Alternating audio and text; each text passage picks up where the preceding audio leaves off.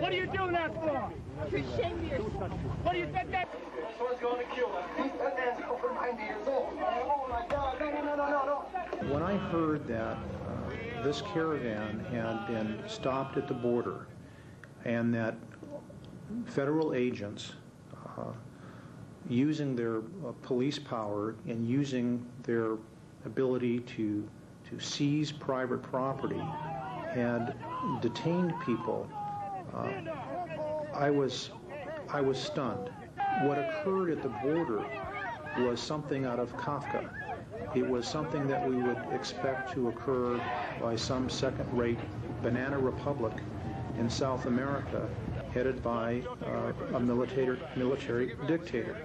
That is how our government was reacting to this shipment of computers to Cuba. We couldn't comprehend why our government was spending this kind of money to prevent a simple 325 medical computers from going to the churches of Cuba for distribution to the hospitals.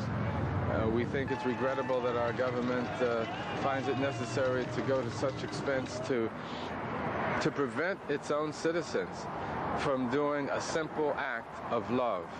By the work of the Spirit, the work of love, a work of hands and feet which will carry medical supplies to express our love and compassion for those in need in the country of Cuba.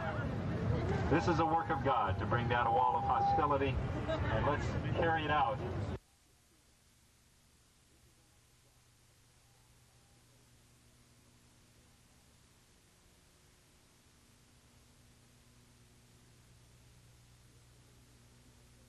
And in the face of their use of military power against us, we needed to use moral power to make our case known to the government and, of course, to people in this country and around the world.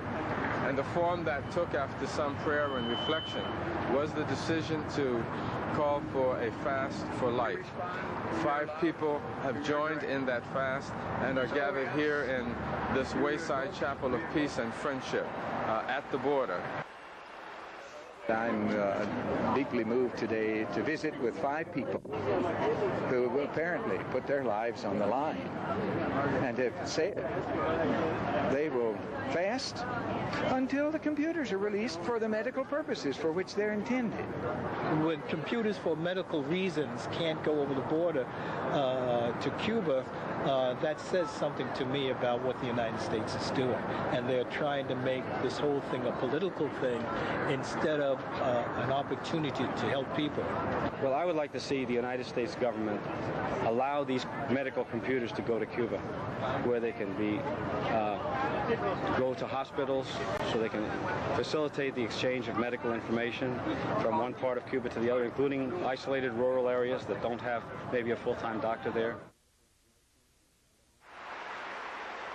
Well, I know some of the families I've stayed with, not only can they not obtain simple, basic needs like aspirin, they also have members of their family that have trouble with asthma, diabetes, and it's beyond embarrassing to be a U.S. citizen. I think those kinds of experiences in Cuba, with the wonderful Cuban people, but also seeing their suffering is a powerful motivation to me to make a commitment to this fast.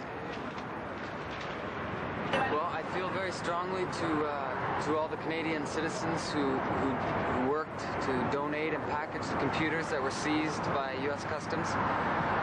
We were made to purchase a bond for $100 American, which was supposed to guarantee us passage through the United States with our computers and onto Cuba.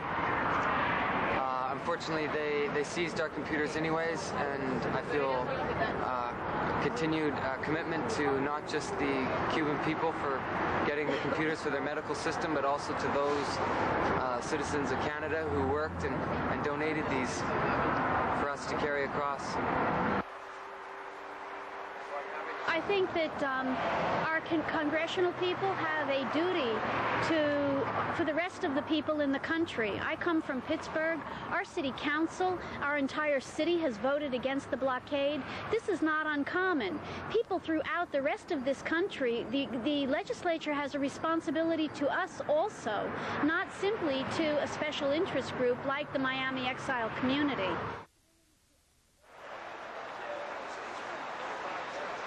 To make a health system work nowadays, you need modern tools, which includes not just medicines, but computers. These computers are now confiscated in the hands of custom authorities in San Diego, locked up because they are supposedly lethal weapons.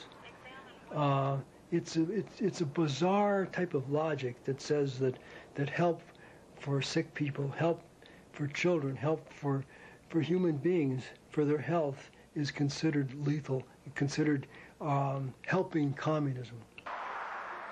I hear from the family, my sister herself, she had an operation, two surgery, and she was telling me the lack of medicine. My cousin, she's a dentist, and she was asking me about a few different products that they needed in the dental field. Because the lack of raw material, Cuba is not able to produce it what they used to. The intention of the pastor, which is from the humanitarian point of view great, was that the computer will be able to link in most of the hospitals in Cuba.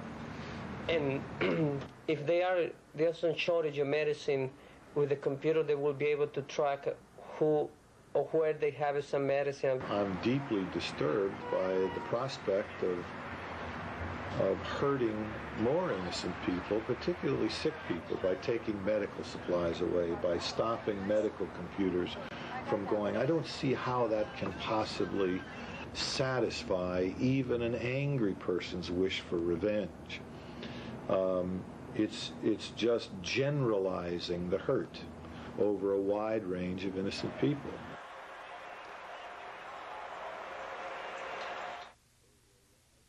In return for the few votes that they will give. I hope that we will be successful in convincing more enlightened persons in the Clinton administration that those computers pose no threat. They're not something that should be part of an embargo, which is arguable at best, that they ought to be released, and Pastors for Peace should be allowed to complete its mission of mercy in delivering those computers to Cuba. Thursday, March 7th, apparently U.S. Treasury Department officials broke into a private storage locker here in San Diego and literally stole about 250 boxes of computer components, some computer carcasses. There were some medical supplies, medicines, crutches. They were not functioning computers, and our intention was to take them back to San Francisco. I've been working for the past week and a half, almost 2 weeks, trying to set up a meeting with Treasury Department officials and customs agents here in San Diego to discuss some of the outstanding issues. They've not only refused to meet with us, but I can't even get my phone calls returned. We have all decided that this fast must continue until the medical computers which were seized by the U.S. Treasury Department are released. We have not wavered in that commitment. It is not our intent to waver in that commitment at all, but to persist in the release of those computers, to carry them on to the destiny for which we think they are ordained, and that is the medical facilities in Cuba to provide life for poor people, for rural people, for men, women, and children who are adversely affected by the U.S. blockade of Cuba.